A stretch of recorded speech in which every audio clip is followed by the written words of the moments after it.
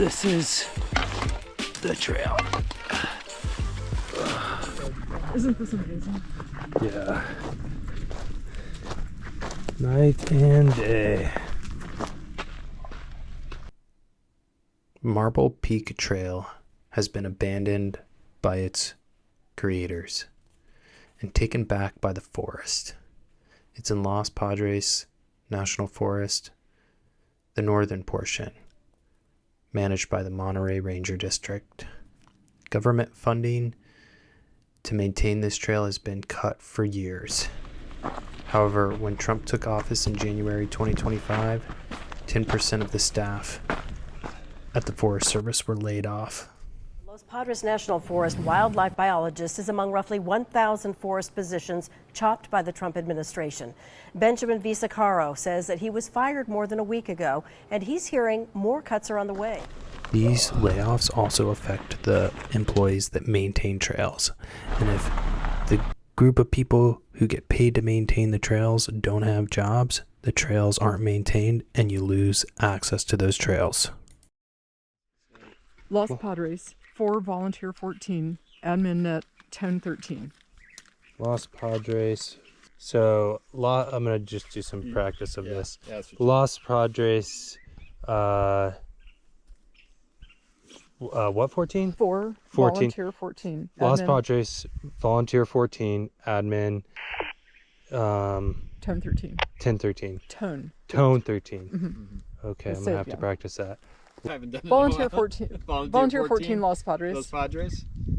And And then you're going to say in service In service on the Marble Peak Trail. on the Marble Peak Trail. Please start my overnight form. Please start my overnight form. This is the Marble Peak Trail. Marble Peak Trail. So we're still on Marble Peak Trail. Yeah, this goes all the way through. To Ariseco. Yeah. Anderson Peak, and the repeater is sending it down to Vandenberg. On this trip, of course, we have Tom, who's very capable and has a lot more trail work experience than I do. Hiking in, we came across a parasitic jelly fungus eating turkey tail. Good job, good job. Good job. And on this trip, we are led by Betsy, the legendary volunteer trail crew leader. We can clear this. Yeah, let's clear it. We also have Nelson on this trip. More on him later.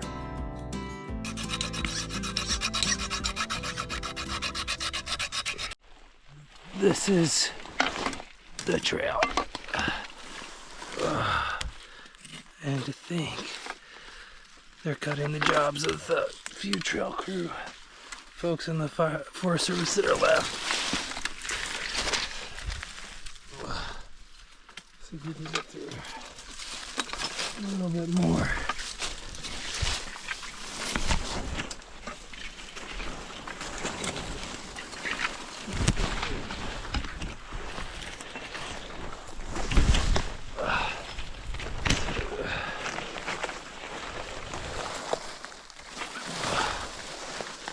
Oh.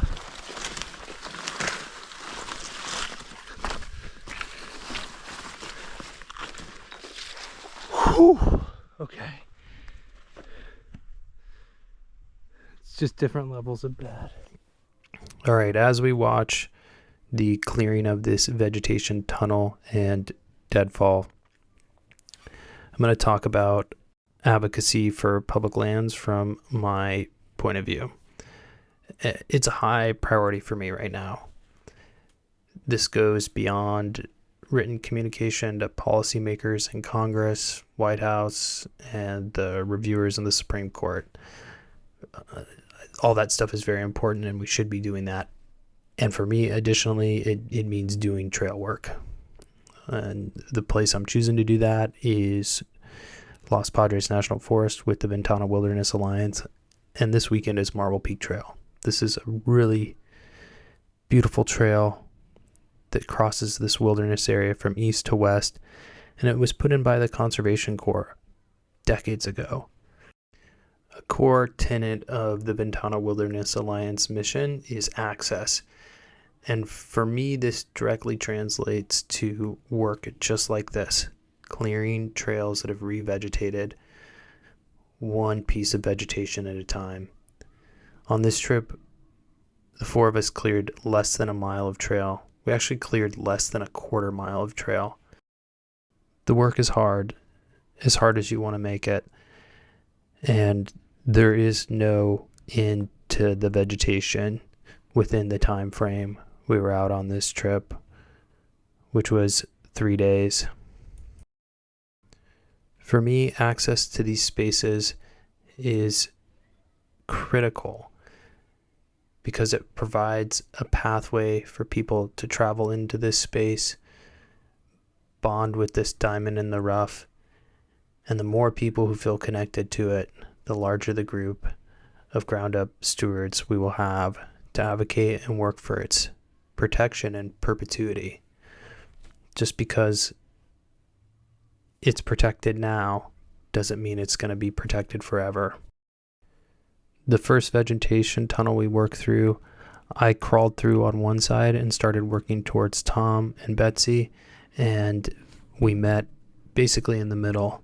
After that, I cleared the trees, and then we worked this next segment of trail that was a little more open, mostly just chamise growing up through the trail and next to the trail. And then we get to our next vegetation wall with deadfall. This thing had all our favorites: poison oak, willows, wild raspberries, a little bit of madrone in there, theanosis, and fallen down dead timber, probably oak trees from the Sobranos fire.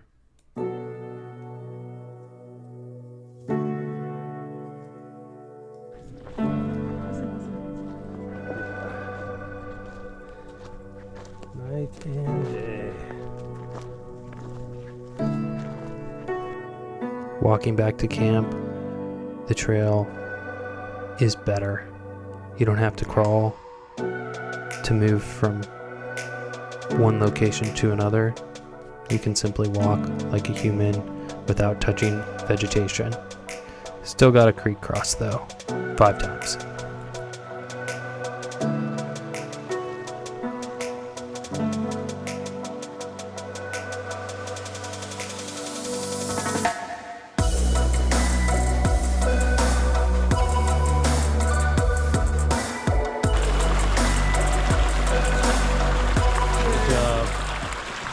That's Neil. He's 81 years old and officially the oldest person I've ever backpacked with and done trail work with. He was a great asset to our team, and personally, it was inspiring just being out in the wilderness with him.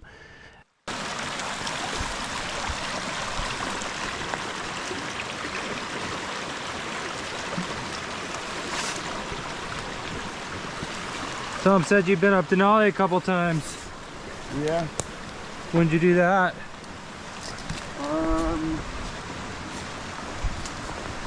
Second one was in 1991, and I don't remember what the first time was. What are you having for dinner, Tom? Chicken noodle soup. The next day, vegetation removal continued at this tiny little creek crossing. After about 2 hours, we got it cleared out. What's the next vegetation tunnel look like?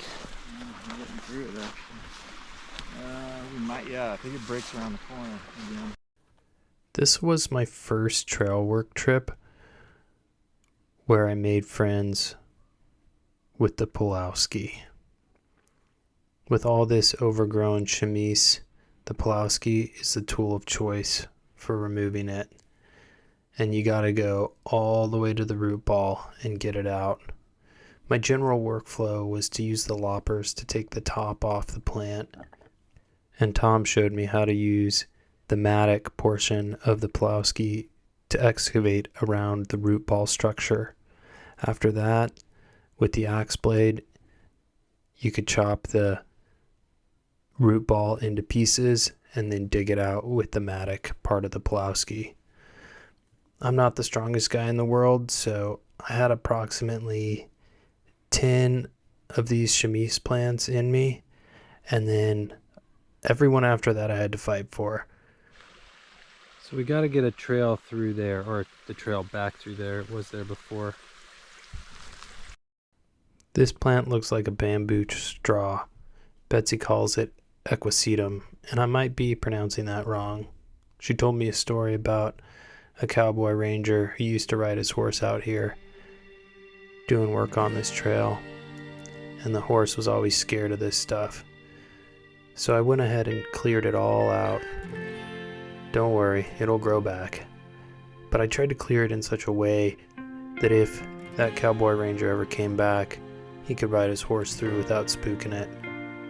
It was so thick that I started by cutting a single channel through, went high up on the hillside to work my way through the other side. Alright, so we've cut a path through here. And now we've got about enough vegetation removed that we can get some of this big stuff out and then get the rest of that stuff out. Once I was to this portion, my feet were dry because I wasn't standing in a creek, and it was easier to handsaw these logs out of the way after I cleared the vegetation that had grown all around them out. Using the loppers and the Pulowski and the handsaw, I got it done. This was a job that I thought would take about 2 hours, and in reality it took me between 5 and 6. I have this pattern of underestimating how much time it takes to get work done sometimes.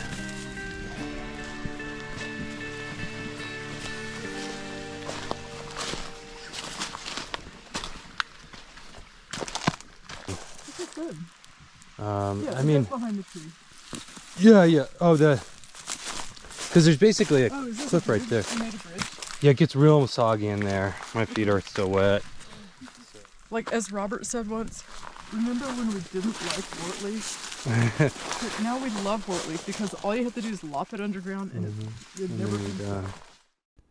Our last day in the field, we did more vegetation removal of the chemise, had a bit of an epic on the hike out, and ended up driving down the 3,800 feet of the coast road as the sun made its way into the ocean. The colors of the clouds in the evening filled the bones in my tired body. On the crest of the Ventana Range, a blanket of evening fog blew in over the window. Some stars shone through, though. The binary group of Cirrus to the south, a beacon to the forest as we drove home north. Our trip was done.